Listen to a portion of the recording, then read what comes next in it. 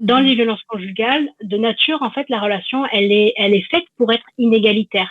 C'est une D'accord. stratégie, en fait, qui est travaillée pour toujours ne pas permettre le vis-à-vis, mais toujours, en fait, travailler l'inégalité et toujours faire en sorte que le conjoint victime reste en position de domination, en fait, d'être Mmh. dominé. Mmh. Euh, et dans la violence conjugale, en fait, on va se rendre compte que les disputes, elles vont être utilisées, elles vont être instrumentalisées pour toujours maintenir ce rapport d'inégalité, en fait.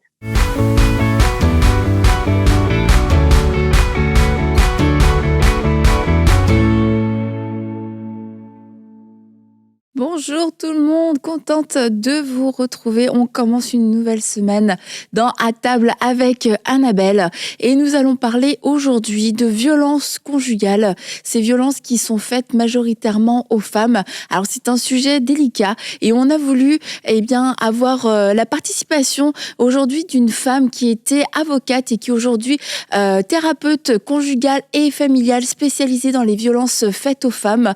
C'était important pour nous d'avoir une parole d'experte dans le domaine afin de pouvoir nous expliquer à quoi ça ressemble réellement les violences conjugales, de quoi parle-t-on, et puis aussi dans le cadre des églises, des milieux chrétiens, parce que oui, malheureusement, ça existe aussi.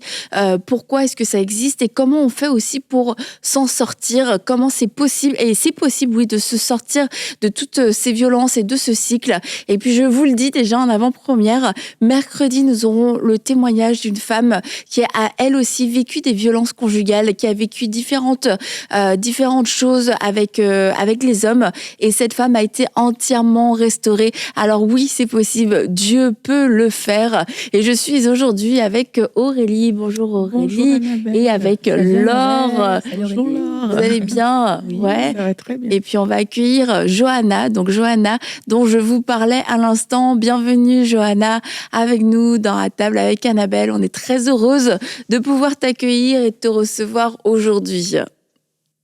Merci beaucoup. Je suis ravie d'être avec vous, même si c'est pour un sujet assez lourd, mais en tout cas, ravie de pouvoir l'aborder ensemble. Ben merci beaucoup. Donc, comme je disais, tu as tout un parcours déjà à ton actif. Tu as été avocate, mais aujourd'hui, tu es thérapeute conjugale et familiale et spécialisée dans la violence faite aux femmes. Alors, c'est ça, je disais, c'est important pour nous d'avoir ta voix aujourd'hui, d'avoir aussi ton expertise, mais aussi tes conseils, parce que c'est un sujet qui est quand même très délicat. Oui, effectivement, et c'est vrai que mon parcours, moi, d'abord d'avocate, m'a amené finalement aux limites de ma compréhension, qui était que, ben, avec le seul point de vue juridique, j'avais l'impression que ça pouvait suffire, jusqu'à ce que je me heurte au fameux psychotraumatisme. On va en parler un petit peu plus tard tout à l'heure, et jusqu'à ce qu'il faille en fait reprendre un parcours d'études pour essayer de comprendre en fait qu'est-ce qu'elles ont de Mhm. spécifique ces violences-là et quels sont les impacts. Et c'est ce qu'on va essayer aussi Mhm. d'aborder tout ensemble. Et pour commencer, Johanna, moi je voulais te demander, par rapport aux violences conjugales aujourd'hui, est-ce que tu aurais des chiffres qui nous montrent combien c'est répandu aujourd'hui? Oui, tout à fait.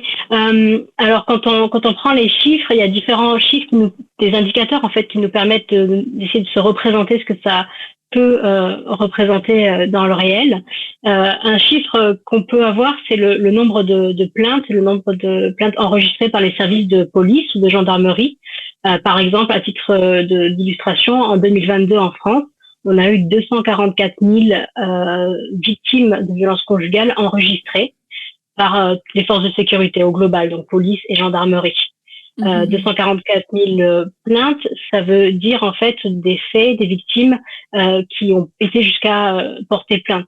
Donc c'est nécessairement en deçà de ce que sont véritablement les violences conjugales parce que nombre de victimes ne vont pas jusqu'à la plainte en raison du phénomène d'emprise. Et parmi ces 244 victimes, on avait 86% de femmes. Donc une violence 80. qui touche en particulier les femmes. Et parfois, c'est une violence qui va jusqu'à occasionner la mort, puisque sur cette Mhm. même année 2022, on a eu 145 morts violentes, et là encore avec une surreprésentation des femmes, 118 femmes pour 27 hommes. Donc une Mhm. violence grave qui peut aller jusqu'à la mort. Ok. Et donc, on voit que ce sont quand même des chiffres qui sont pas anodins. On n'est pas en train de parler de cas finalement rarissimes. Et comme tu le disais, c'est que en plus, ce sont les chiffres qui nous remontent à cause de fins malheureuses, mais aussi de plaintes. Donc, ça veut dire qu'il y a un nombre de victimes silencieuses qui n'a jamais porté plainte et qui n'a jamais fait appel à l'aide d'un tierce. Exactement, c'est tout à fait ça. En fait, on pourrait dire que ces chiffres, ils nous paraissent déjà effrayants en soi, mais en fait, c'est que le sommet de l'iceberg. Et là, je cite les chiffres pour la France, mais c'est très similaire pour ce qui est du Canada, de la Belgique, de la Suisse ou pour le continent africain, hein. C'est un problème de société, que ce soit en France, dans la francophonie ou au niveau mondial. Mhm. Et du coup, quand on parle de violence conjugale, on parle de quoi au juste? Est-ce que tu peux nous décrire à quoi ça peut ressembler? Effectivement, alors déjà, c'est important de qualifier les choses et déjà de dire de quoi on parle d'un point de vue juridique. D'un point de vue Mhm. juridique, les violences conjugales, ce sont des infractions pénales. Ça veut dire que ce sont des actes qui sont sanctionnés par le droit, qui peuvent entraîner des condamnations, des peines d'amende, voire d'emprisonnement, en fait, selon la gravité des actes. Mhm. Euh, Par ailleurs, c'est aussi des actes qui sont appréhendés par le droit français et par beaucoup d'autres droits comme une circonstance aggravante. Circonstance Ok. aggravante, ça veut dire que le même acte de violence, quand il est commis dans le cadre conjugal, il va être appréhendé par le juge comme étant plus grave encore. Et Mhm. parfois, dans l'inconscient collectif, on peut avoir cette idée que, bon, quand c'est dans le cadre du mariage, c'est un peu une circonstance atténuante, après tout, c'est sa femme, bon, quand même. En fait, non, le droit le considère comme plus grave encore et va appliquer une circonstance aggravante. Et quand on Mhm. parle aussi d'infraction pénale, ce qu'on dit aussi au travers de ça, de cette qualification, c'est que ça relève du juge pénal. Dit Ok. autrement, on n'est pas face à un conflit d'ordre privé, en fait, qui concerne juste monsieur et madame. Euh, Mhm. que euh, que ce soit madame qui fasse le repassage et monsieur qui fasse la vaisselle, ça concerne le couple. Que même Mhm. monsieur et madame se disputent pour le prochain lieu de vacances et soient pas d'accord et que chacun s'exprime et chacun a un avis divergent, ça relève du couple, c'est un conflit Mhm. conjugal. Mais en fait, Mhm. du moment où il y a une relation d'inégalité, une relation de contrôle, une relation où il n'y en a qu'un seul qui peut s'exprimer et l'autre doit toujours systématiquement se taire, et une relation où il y a des actes de violence, et on va voir tout à l'heure quelle forme ça peut prendre, là, en Mhm. fait, ça sort de la sphère familiale, puis ça relève du juge pénal.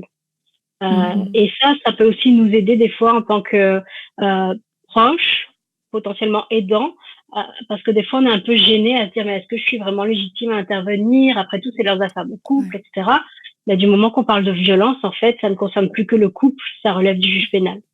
Mhm. Mhm. Et pour en revenir à la question d'Aurélie, c'est ça, qu'est-ce que, même d'un point de vue pénal, qu'est-ce qui va être qualifié comme violence conjugale? Parce qu'on peut avoir, je pense que dans la compréhension de chacun, il y a peut-être des niveaux ou des limites qui sont complètement différentes. Et du coup, qu'est-ce qui est considéré comme violence conjugale? Alors, peut-être déjà sur la notion du conjugal, qu'est-ce qui est le lien de conjugalité? Le Mhm. droit a une vision assez large même très large de ce lien-là, en fait. Par conjugal, on entend toute relation de couple, que le couple soit marié, fiancé, Ok, en concubinage, pacsé, que ce soit un jeune couple adolescent, des jeunes de 12-13 ans, et malheureusement, on voit de plus en plus de violences conjugales dans les tout premiers couples. Mhm. Et même que le couple ne soit plus un couple, c'est-à-dire que ce soit des ex-conjoints, ok, ex-concubins, ex-petits copains. En fait, le droit va estimer qu'on est dans une situation de violence conjugale simplement par le fait qu'on était dans une relation de couple actuelle ou passée. d'accord, Donc ça, ok. c'est pour le lien de conjugalité. Maintenant, pour ce qui est des formes de la violence, qu'est-ce qu'on appelle violence? En fait, la violence, elle peut prendre beaucoup de formes différentes. Quand on pense violence conjugale, on pense tout de suite à la violence physique. Donc, par Mhm. exemple, pour illustrer, donner des coups, donner des gifles, euh, serrer les poignets pour contraindre, euh, pousser, mordre, gifler. Voilà, des violences d'ordre physique. Mais ce ne sont pas les seules violences. Ça paraît le plus évident, mais en fait, ça va bien au-delà. Les violences conjugales, c'est aussi des violences qui parfois ne se voient pas, parfois ne laissent pas de traces et souvent sont beaucoup plus insidieuses. Il y a notamment les violences sexuelles. Les violences sexuelles, par exemple, c'est forcer son épouse à avoir des rapports sexuels. Monsieur veut, madame ne veut pas, et ben monsieur oblige madame. Ou ça peut être monsieur veut certaines pratiques, madame ne veut pas ces pratiques-là et monsieur force cette pratique-là en particulier. Ça peut paraître choquant aussi, mais ça je parle pour l'avoir entendu dans mes accompagnements. Madame dort et monsieur va disposer de son corps pendant qu'elle dort. Tout ça, on parle de viol conjugal. Et on pourra peut-être détailler un petit peu plus une autre fois en parlant des violences sexuelles, mais donc elles peuvent être sexuelles. Les violences, elles peuvent aussi être verbales. Donc ça veut dire des violences comme des insultes, du dénigrement ou le fait de rabaisser l'autre par les propos en fait. Et puis les violences, elles peuvent aussi être psychologiques. Par exemple, du chantage émotionnel. Si tu ne fais pas ça, alors je vais me suicider. Ou alors une stratégie pour isoler la victime, pour que petit à petit la victime elle soit coupée de son cercle familial, son cercle amical, et qu'au final elle ait plus de relais d'aide en fait quand à un moment donné il faut faire appel à de l'aide. Et puis les violences psychologiques, ça peut être par des actions, et puis ça peut être par l'inaction aussi. Ça peut être de l'indifférence, de la négligence, ça peut être faire la tête à l'autre pendant des jours et on lui oppose un silence qui est lourd, qui est hostile. Et finalement, les violences psychologiques, ce qu'elles permettent de mettre en lumière, c'est qu'il peut y avoir des situations où il n'y a jamais eu aucun coup physique qui n'a été porté. Et pourtant, on est dans une situation de violence conjugale parce qu'il y a une relation d'emprise, une relation de domination, de contrôle de la personne de l'autre, de la personne du conjoint. Ok. Ça doit être dur à... Oui. Ah, excuse-moi, vas-y. Oui. Non, il y a aussi... Non. Vas-y. Ben, on a aussi des violences qui sont d'ordre économique.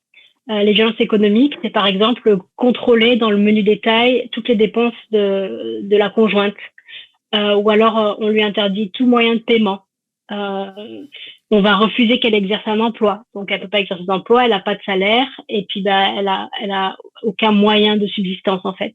Ou alors elle peut travailler, mais le conjoint s'accapare son salaire, puis c'est lui seul qui gère et il en fait ce qu'il en veut. Ou alors, ça aussi j'ai souvent vu, c'est des conjoints qui vont contracter tout un tas de dettes et comme le couple est solidaire devant les dettes, eh bien madame, des fois, elle doit enchaîner les boulots, elle doit prendre 2-3 travails pour pouvoir rembourser en fait la dette du foyer. Donc des violences économiques. Bah, c'est bon que tu apportes tous ces éléments parce que c'est vrai que c'est des choses des fois super dures à discerner. On vit notre vie puis on se rend pas compte que finalement il peut vraiment avoir un impact néfaste dans le couple, dans la famille, le foyer.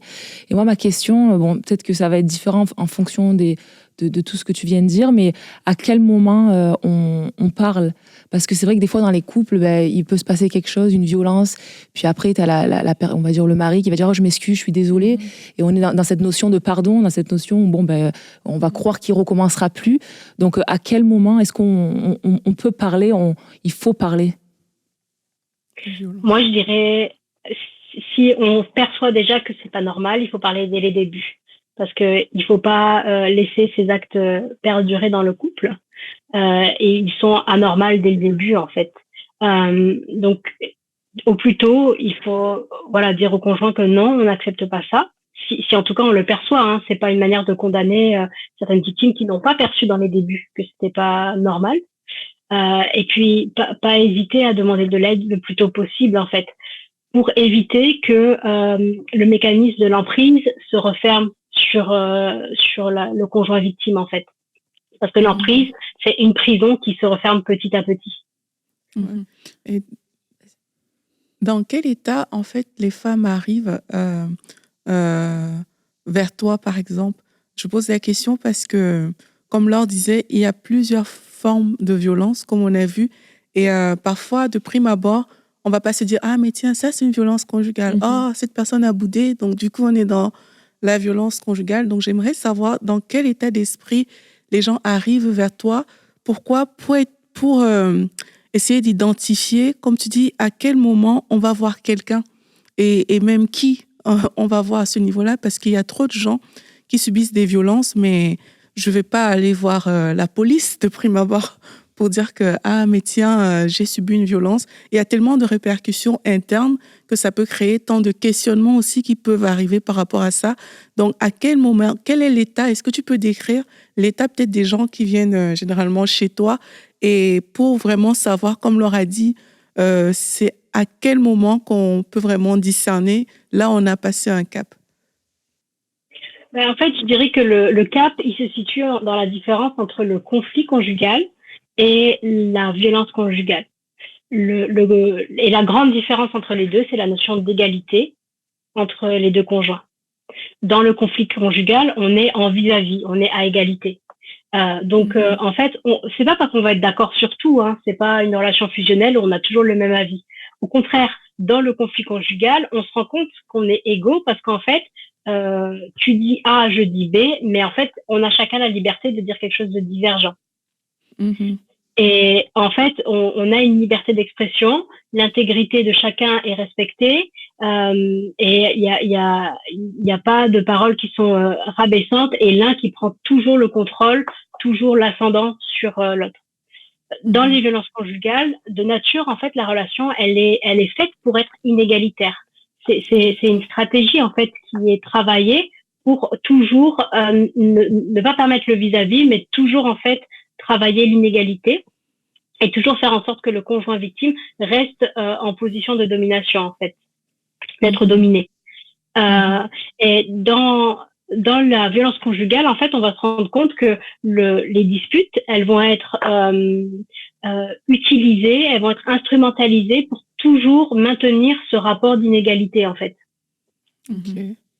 Et donc, c'est pour ça que c'est important, dès qu'on perçoit qu'il y a quelque chose qui n'est pas bon, qui n'est pas sain, que cette inégalité, elle est marquée, elle est présente, de réagir et d'oser en parler autour de soi, auprès d'un professionnel, auprès d'un ami bienveillant, auprès de frères, de sœurs, de pasteurs, pour pouvoir en fait de suite ne pas laisser en fait ce cercle se mettre en place. Maintenant, je dis ça, mais la réalité, c'est que c'est tellement insidieux que très souvent, on laisse passer, on laisse s'installer parce qu'on ne perçoit pas tout de suite la normalité. Par ailleurs, très souvent, en fait, on a une vision qui est floutée parce que souvent, les victimes de violences conjugales ont un vécu de violence par le passé.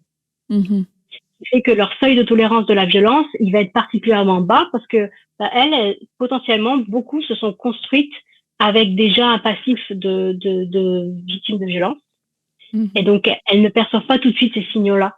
C'est pour ça que c'est beaucoup, en fait, finalement, aux proches d'avoir, je veux dire, la tête vraiment bien au clair et d'être vraiment intransigeant avec, non, ça, c'est de la violence, pour être ces relais d'appui, en fait, pour les victimes. Et ça, c'est vrai qu'on le voit souvent. Il y a des personnes qui peuvent venir et qui vont raconter leur histoire et banaliser en fait des actes de violence, toutes sortes de violences, parce que c'est quelquefois moins grave que ce qu'elles ont déjà vécu dans le passé avec un parent ou avec un ex-conjoint. Et du coup, tout ce qui est moins grave est comme acceptable. C'est déjà mieux que dans le passé, mais ça fait que quand même la personne se retrouve encore dans un cycle de violence qui est peut-être moindre, mais qui n'en reste pas moins de la violence. Et Johanna, je veux juste revenir sur les formes de violence, parce que tu en as cité plusieurs, les violences physiques, sexuelles, verbales, psychologiques, économiques, mais comment... Il y avait d'autres violences que tu nous avais partagées aussi. Et juste pour qu'on puisse clore à ce point-là, il y avait les violences administratives. Oui, tout à fait. Les violences administratives, par exemple, ça va être monsieur confisque les papiers d'identité de madame, par exemple sa carte d'identité, son passeport, peut-être son titre de séjour. Comme ça, elle est bloquée, en fait. Elle peut pas faire grand-chose sans lui. Ou alors, c'est un contrôle de la vie administrative du conjoint, où elle a aucun droit de regard, c'est lui qui gère tout. Finalement, en fait, ça va être... c'est pas des faits qui... il y a une intentionnalité derrière. Et l'intentionnalité, c'est en fait empêcher toute autonomie Alors, soit économiques, quand les violences sont économiques, soit administratives, pour créer une relation de dépendance à l'autre. C'est que madame ne pourra plus rien faire sans passer par monsieur, en fait, plutôt qu'une relation d'interdépendance. Il y a aussi les violences gynécologiques. Les violences gynécologiques, ça peut être par exemple contraindre l'épouse à un type de contraception. C'est-à-dire que monsieur va décider de quel type de contraception elle doit prendre. Ou à l'inverse, non, elle n'a pas le droit de prendre de contraceptif. C'est lui qui décide et il décide que non. Ou alors, lors d'une grossesse, monsieur va obliger la conjointe à faire pratiquer un avortement. Ça aussi, c'est des choses qu'on peut voir. Donc, des violences gynécologiques. En fait, ce qu'on voit au travers de ça, c'est que la violence, elle attaque tous les domaines de vie, finalement. Et donc, on peut aussi parler de violence spirituelle. Ça peut être, par exemple, dénigrer l'autre dans sa manière de vivre sa foi. Ou alors, dès qu'elle a un avis autre, dire, en fait, t'es une mauvaise chrétienne, t'as rien compris, t'es une Jézabel, etc.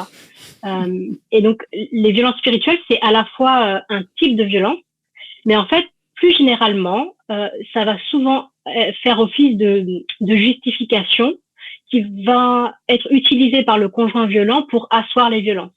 C'est-à-dire que parfois, les conjoints violents, ils vont se servir de la foi, de la Bible. Plus précisément, en fait, ils vont aller tordre les textes pour faire croire que leurs actes de violence sont fondés, que c'est normal. En fait. Ça, c'est pas quelque chose Ça nous amène au point de la violence conjugale aussi dans l'Église et notamment pour les femmes chrétiennes parce que on a malheureusement entendu trop de témoignages femmes, soyez soumises à vos maris, et que sous couvert de ce verset, la violence conjugale était permise, était acceptée, même encouragée. Alors j'imagine que toi tu as dû faire face aussi à ce genre de situation avec les personnes que tu as pu suivre. Oui, tout à fait. En fait, on voit les arguments qui ressortent, en fait, les arguments les plus classiques.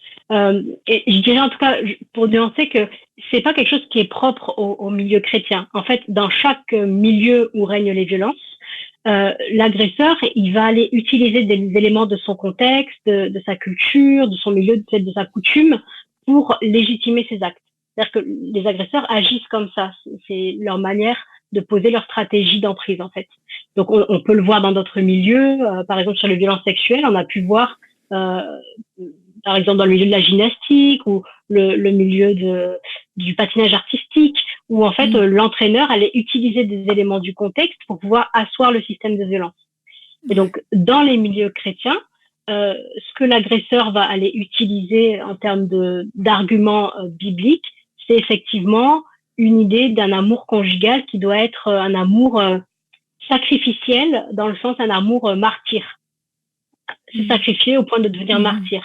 Et donc, comme si dans le couple, parce qu'on est chrétien, il faudrait tout accepter, tout cautionner, tout endurer, et que la soumission voulait dire de se soumettre aux violences. Et je pense que faut pas qu'on s'y trompe, en fait. Dieu n'appelle pas le bien mal et le mal bien. Tout à fait. Et il faut qu'on ose dénoncer ces fausses interprétations, parce que elles créent des blessures, en fait. Elles permettent à certaines situations de perdurer.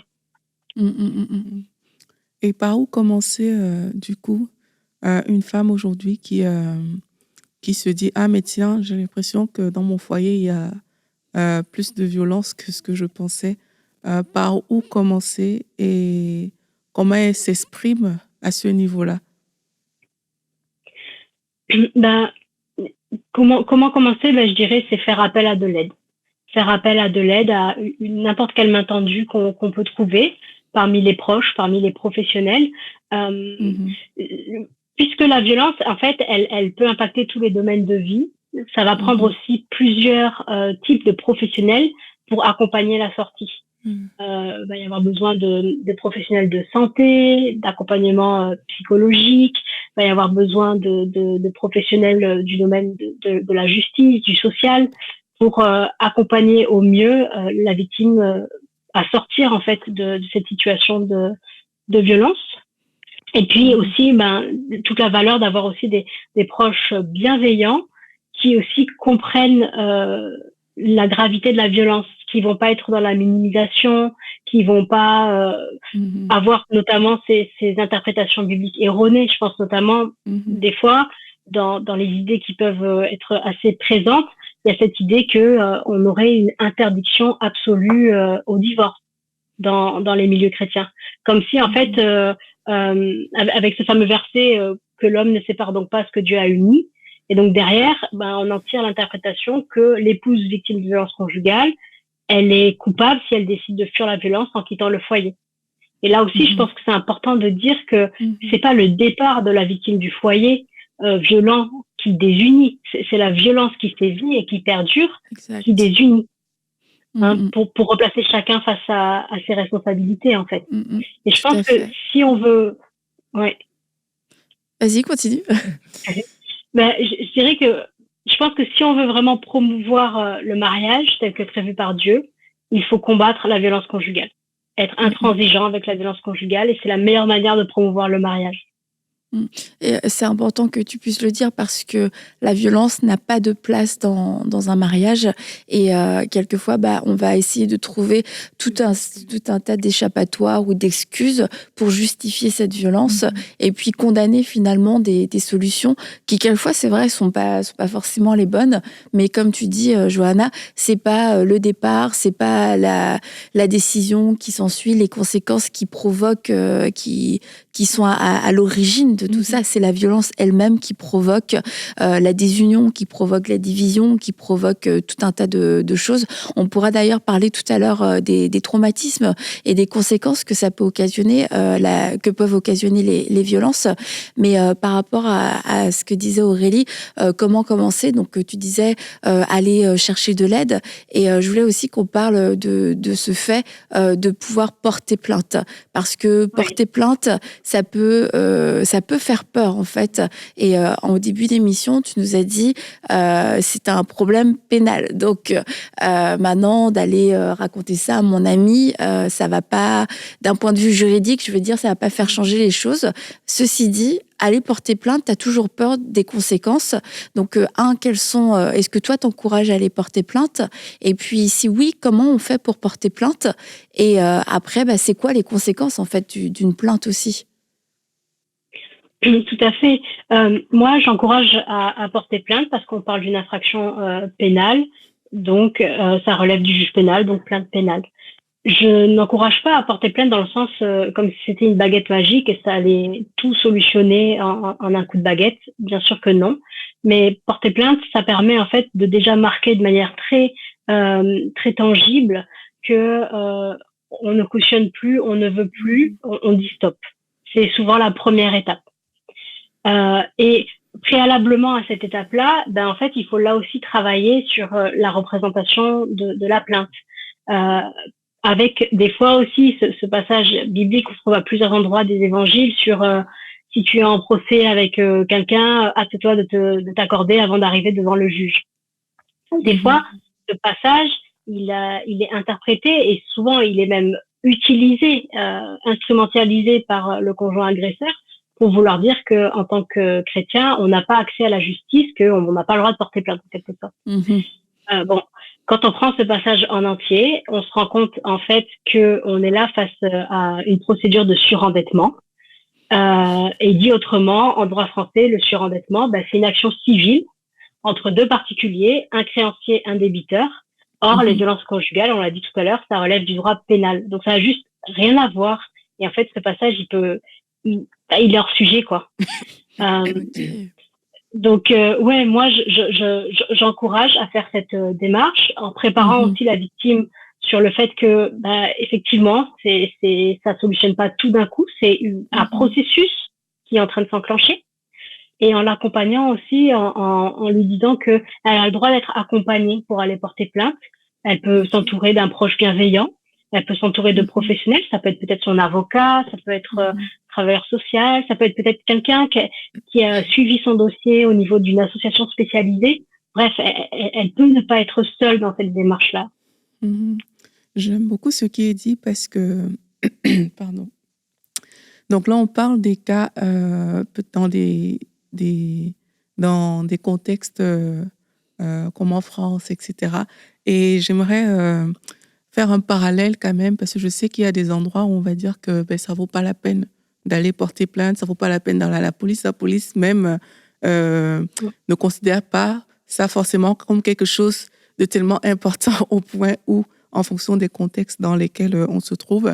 Et par rapport à ça, pour faire un parallèle, c'est important dans ces cas-là, s'il y a peut-être des personnes qui nous écoutent et vous vous dites, la police ne m'entendra pas dans les pays où il n'y a peut-être pas cette grande ouverture, mais c'est de se dire, en fait, je dois quand même marquer mon désaccord quelque part, parce que c'est ça que tu disais, c'est que la plainte ne vient pas comme solutionner en elle-même le problème, mais la plainte montre que je ne suis pas d'accord avec ce qui est en train de se passer, avec ce que je vis. Donc, c'est peut-être important pour ces personnes-là de se dire, en fait, il faut que je manifeste mon désaccord d'une manière qui est quand même conséquente, pas juste avec mes simples mots que ça va pas payer, mais d'une manière conséquente, et de trouver dans le contexte dans lequel on est la façon qui sera la plus appropriée pour manifester ce désaccord-là. Donc, je pense que c'est important de prendre ça en compte avec tous les éléments que tu as apportés au niveau de l'accompagnement. Oui, tout à fait. Et la plainte, effectivement, elle permet en fait de marquer que si la violence conjugale, elle place en situation d'inégalité, la plainte, elle montre qu'on se replace en vis-à-vis. Et parfois, en fait, ça peut être aussi efficace de s'entourer d'anciens, de personnes plus âgées dans la famille, qui vont pouvoir soutenir et qui vont pouvoir représenter une forme d'autorité, en fait, qui dit, en fait, non, on n'accepte pas, on cautionne pas, on n'est pas d'accord. C'est dans ce sens-là aussi que je parlais pour certains contextes. Moi, je voulais savoir, dans des contextes comme ça, est-ce que des fois, mine de rien, du côté de l'agresseur, qui est des fois aussi victime parce qu'il vit, comme on l'a dit, des fois par répercussion de ce qu'il a vécu, est-ce qu'on trouve quelquefois aussi une collaboration de sa part lorsque justement la femme ou la personne victime ose parler, finalement l'agresseur réalise, mais c'est vrai, ce que je faisais, c'était pas correct, mais je m'en rendais même pas compte parce que j'étais dans un processus que j'ai grandi comme ça. Donc parce que ça peut aussi donner espoir des fois de se dire, c'est vrai que j'ose, c'est un courage aussi des fois d'aller ouvrir sa bouche, mais que des fois de l'autre côté, on vient aussi aider peut-être quelqu'un qui, sans s'en rendre compte, détruisait, faisait le mal juste par répercussion. Oui, tout à fait. C'est vrai qu'il y a plusieurs profils de conjoints violents, et donc en fonction de chaque profil, ce serait difficile de faire des généralités, mais je dirais que il y a des profils qui ont cette capacité de remise en question. Il y a des profils aussi qui ont, en fait, très souvent, les violents conjugaux ont subi des violences par le passé, souvent dans l'enfance, en fait. Et pour certains conjoints qui ont eux-mêmes eu leur vision du couple, qui ont été biaisées, qui ont été tronquées dès le départ, eh bien, ils auront cette volonté de faire un travail sur eux. Il faut quand même rester prudent dans le sens où, pour certains, il n'y a pas de capacité de remise en question, il n'y a pas de capacité d'empathie, c'est-à-dire de percevoir la souffrance de l'autre. Et parfois, il y a même une volonté destructrice de jouissance au travers de la souffrance de l'autre. Et dans ces cas-là, le changement ne peut pas se faire parce que la base du changement, c'est la remise en question. Et c'est pour ça qu'il faut être très, très, très prudent, en fait, dans la manière d'accompagner les femmes victimes, parce que très souvent, elles vont vouloir intervenir en sauveur de leur conjoint. La seule manière, comme tu le dis, Laure, qu'elles peuvent avoir un impact positif, c'est elles en refusant catégoriquement la relation de violence. Et mais Johanna, ce n'est pas en effet. Oui. Peut-être pour terminer sur une note d'espoir aussi, à travers toutes les femmes, parmi toutes les femmes que tu as pu accompagner, que tu as pu aider dans ces périodes douloureuses, est-ce qu'il y en a qui s'en sont sorties? Est-ce qu'il y en a qui ont réussi à sortir la tête de l'eau puis à être entièrement restaurées? Oui, tout à fait. Effectivement, il y a de l'espoir dans tout ça. Et c'est vrai que quand on dresse le tableau, il peut paraître assez sombre. Et je pense que c'est important qu'on minimise pas. Et en même temps, qu'on montre qu'il y a des horizons qui peuvent être heureux après tout ça. Je dirais que quand la personne elle est bien accompagnée et quand la violence elle cesse totalement, qu'il y a aucune racine de violence qui perdure, donc soit au travers du couple préexistant, soit parce qu'en fait il a fallu partir et puis il n'y a pas eu de remise en question de la part du conjoint violent. Mais en fait là il y a un processus de reconstruction qui peut s'enclencher. Et cette reconstruction, puisque la violence, elle attaque tous les domaines de vie, elle va être c'est une reconstruction sur beaucoup de domaines en fait qui ont été abîmés. Mais oui, on peut totalement derrière avoir une vie heureuse, reconstruire des fondements, peut-être de nouveau être heureux en couple, être heureux dans sa vie de famille. Et pour un petit peu illustrer ça, j'aime bien parler d'un phénomène, d'un mécanisme en fait neurobiologique très vraiment, c'est beau en fait. C'est ce que moi j'aime bien appeler le miracle de la neurogénèse. Les violences en fait, elles entraînent des atteintes neurologiques, psychiques et neurologiques. Ça veut dire que on passerait un IRM, on pourrait voir qu'il y a eu un traumatisme. Et en fait, depuis quelques années maintenant, on a découvert que le cerveau avait cette capacité de neuroplasticité. Dit autrement, on peut produire des neurones, non pas que pendant l'enfance, mais encore à l'âge adulte. Et c'est ce qu'on appelle la neurogénèse, en fait. Et quand on fait ce travail d'accompagnement, en fait, avec ces femmes qui ont vécu ça, quand on les aide pour qu'elles réapprennent à s'aimer, quand on les aide pour retrouver goût à la vie, pour reconstruire un système de limites, ça c'est normal, ça c'est anormal, ça c'est légal, ça c'est illégal, quand on les aide aussi à faire la paix avec ce corps qui a été vraiment abîmé, quand elles ont tous les soins nécessaires, eh bien, ça enclenche ce processus de neurogénèse, en fait. Et il y a des nouvelles terminaisons nerveuses qui vont être recréées. Et je trouve que ne serait-ce que le mécanisme montre, en fait, à quel point il y a de l'espoir, puis à quel point Dieu a bien fait ce corps, et à quel point, en fait, il y a des capacités même dans le corps qui a été abîmé pour se rétablir. Et c'est vrai que c'est ce que j'ai pu constater, moi, avec de nombreuses femmes que j'ai accompagnées.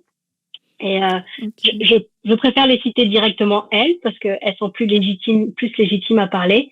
Mais il y en a une en particulier, son témoignage m'a beaucoup marqué. On va dire qu'elle s'appelle Marie, c'est un pseudonyme, je cite pas son prénom, mais elle a vécu plus de 20 ans de violence conjugale. Et quand on a terminé le parcours d'accompagnement ensemble, elle m'a partagé ce témoignage et si vous voulez bien, je vais vous le lire. Ouais. Elle dit aucune vie n'est trop abîmée pour pouvoir avancer et guérir. L'espoir renaît. C'est un beau voyage vers le début d'une nouvelle liberté, un bel outil de compréhension par-dessus tout, de réaliser qu'il y a toujours de l'espoir. Et je trouve que voilà, ces mots le disent tellement mieux parce que c'est du vécu, c'est expérimenté. Et donc, Johanna, tu parles de parcours d'accompagnement. Et donc, ce parcours d'accompagnement est disponible en ligne sur le site Les Affranchis. Et c'est donc un parcours dans lequel tu vas pouvoir accompagner les femmes. Aurélie, tu voulais ajouter quelque chose ? Non, mais je suis touchée par ce qu'elle dit. C'est juste que je pensais peut-être qu'elle pourrait dire un petit mot aux femmes qui ont des enfants et qui ont peur, en fait, par rapport au fait qu'elles vivent des violences, de se dire, mais à cause des enfants, je ne veux pas bouger. Moi, c'est juste à ça que je pensais, parce que je pense que c'est important. Mais dans une note d'espoir, bien sûr. Johanna, désolée. Si tu peux répondre en 1 minute. Oui, je peux répondre en 1 minute. Aurélie est spécialiste des grosses questions de dernière minute, mais allons-y. Effectivement, les violences, en fait, elles impactent les enfants, que les enfants subissent les coups directement ou qu'ils ne soient juste à les voir. Quand il y a des enfants dans le foyer, violences conjugales, ce sont des violences intrafamiliales. Les enfants sont nécessairement impactés. Le psychotraumatisme qui va atteindre la femme victime, il peut atteindre de la même manière les enfants. Donc, je dis pas ça pour culpabiliser les femmes qui sont victimes. Je dis juste que si peut-être elles hésitent à partir, en tout cas à dire stop, je ne veux plus, je cautionne plus, parce que je veux rester pour mes enfants. Eh ben, au contraire, vous pouvez partir pour vos enfants, en fait. Vous pouvez vous opposer pour vos enfants parce que ça vous fait du mal à vous, mais aussi à vos enfants, en fait. Et vous en avez le droit pour eux. Merci beaucoup, Johanna. Bon, finalement, tu Annabelle. as bien fait de poser la question, Aurélie, parce que c'était important de pouvoir le souligner. On part à cause des enfants et justement pour les protéger. Et donc, Johanna, je disais, tu as ton parcours d'accompagnement, donc Les Affranchis qui est en ligne. Et puis, on a aussi des numéros utiles. Tu pourras compléter, mais il y a le 3919 pour la France. Il y a aussi un portail arrêtonslesviolences.gouv.fr. Il y a aussi le CIDFF. Donc bon, tout ça, ce sont des ressources en France et aussi les commissariats, bien sûr, où vous pouvez aller porter plainte. Et important de le dire, vous n'êtes pas obligé d'aller porter plainte dans le commissariat de votre ville. Vous pouvez aller ailleurs si vous avez peur des répercussions, si vous connaissez des gens aussi dans ce commissariat, vous pouvez aller porter plainte ailleurs. Est-ce que toi, tu veux rajouter d'autres ressources, Johanna ? Oui, effectivement, ça c'est pour la France, mais vous tapez pour la ville qui vous concerne, violence conjugale dans votre ville, il y a toujours des ressources, des associations spécialisées, et voilà, vous trouverez des mains tendues. J'en suis persuadée, vous trouverez des mains tendues sur votre chemin de sortie et de reconstruction. Mais merci beaucoup, Johanna. Merci de nous avoir partagé ce qu'étaient réellement les violences, d'avoir mis des mots sur ces choses, mais aussi de nous avoir donné de l'espoir parce que c'est possible, oui, de s'en sortir. Maintenant, c'est important que vous sachiez, si vous nous suivez, que de s'en sortir tout seul, ça va être plus difficile. Alors, on vous encourage non seulement à vous confier en Dieu, mais aussi à aller trouver de l'aide, comme on l'a dit, dans des associations que vous allez trouver autour de chez vous, parce que vous allez trouver des professionnels, vous allez trouver des personnes avec de l'expérience qui vont pouvoir vous donner aussi des clés, quelquefois très pratiques, très naturelles, parce que comme on l'a dit, il y a différentes formes de violences, des violences notamment administratives. Donc comment faire si vous n'avez plus de papier, si vous n'avez plus de ressources économiques pour pouvoir vous en sortir, pour pouvoir quitter un foyer dans lequel vos enfants est en danger. Donc n'hésitez pas à aller chercher de l'aide. Alors merci beaucoup les filles d'avoir été avec nous. Merci beaucoup Johanna. Et puis, on vous dit à vous toutes, à mercredi. Bye bye.